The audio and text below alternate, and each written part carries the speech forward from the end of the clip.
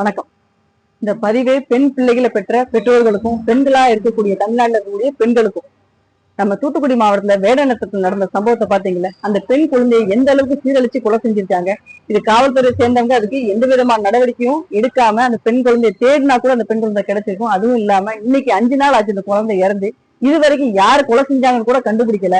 அந்த கிராமமே கொந்தளிச்சு போயிட்டாங்க. அன்னைக்கு போய் நாங்க போய் பார்த்தோம். கிராமமே கொந்தளிச்சு அந்த பெற்றவங்களோட நிலையை யோசிச்சு பாருங்க.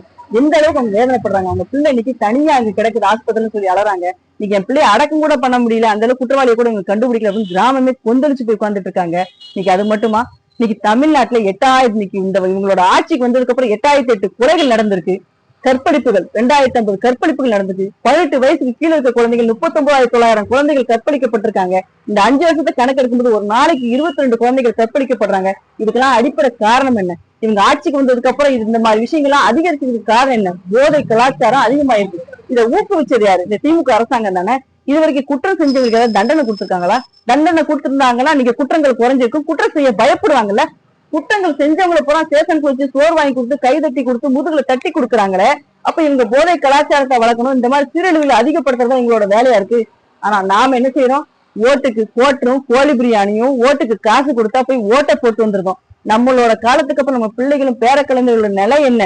இப்படி காசுக்கு ஓட்டு போட நிலை இருக்க போய் தான் இன்னைக்கு நாம சீரழிஞ்சு போய் நிக்கிறோம். நம்ம பிள்ளைகளோட வாழ்க்கை எவ்வளவு கொடூரமா சீரழிஞ்சிட்டு இருக்கு. இன்னைக்கு அந்த வேறுநிலத்துல ஒரு தாய் எந்த அளவுக்கு கதறாங்க. இன்னைக்கு அவங்கதான் தாய் நிலைக்கூட எல்லா தாய்களும் அந்த நிலையில இருந்து யோசிச்சு பாருங்க.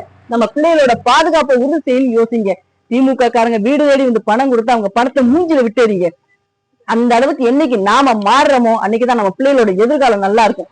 இந்த தடவை திமுகவை ஆட்சியில இருந்து அகற்றணும். அவங்க பணம் கொடுத்தா கூட அவங்க பணம் பெருசு இல்ல. நீங்க உழைச்சா எவ்வளவு சம்பாதிக்கலாம். அவங்க பிள்ளைகளோட வாழ்க்கை எதிர்காலம் போனா சம்பாதிக்க முடியுமா? எல்லாரும் பாதிக்கப்பட்ட குழந்தைகளோட பெற்றோர் நிலையில இருந்து யோசிச்சு பாருங்க. இன்னைக்கு அங்க நாளைக்கு நம்ம வீட்டுல எல்லாரும் யோசிச்சு இந்த திமுக அடியோட ஆட்சி மாற்றத்தை ஏற்படுத்தணும் எல்லா பெற்றோரும் உறுதி இருங்க. உங்களை கையெடுத்து கேட்டுக்கிறேன்.